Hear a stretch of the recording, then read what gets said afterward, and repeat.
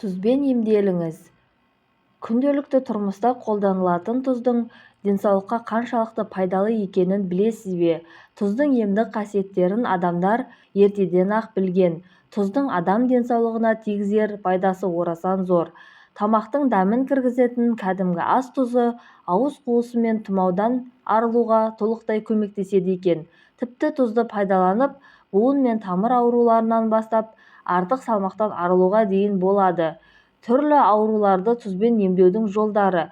Бірінші, буындарды тұз таңу арқылы емдеу.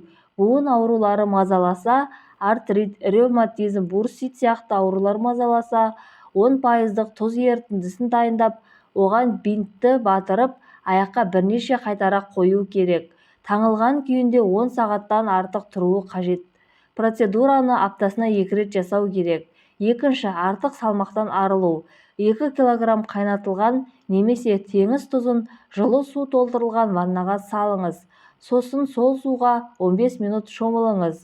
Мұндай ванна сізге артық салмақтан арылуға көмектеседі. Үшінші, бас ауруы. Бас ауырған кезде тұзды суға бинтті малып, таңып тастаса, науқастың жағдайы жақсарады және жағымсыз әсерлерді жоюға көмектеседі.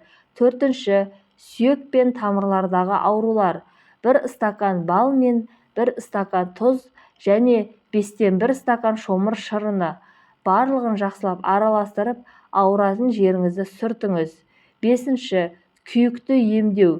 Тұзды таңу арқылы терінің шағын аудандарында орналасқан күйіп қалған жерлерді емдеуге болады екен.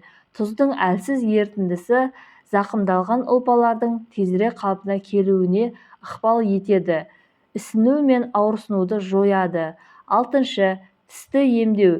Тісіңізді аман сақтағыңыз келсе, әр таң сайын 2-3 кесек теңіз тұзын соруыңыз керек.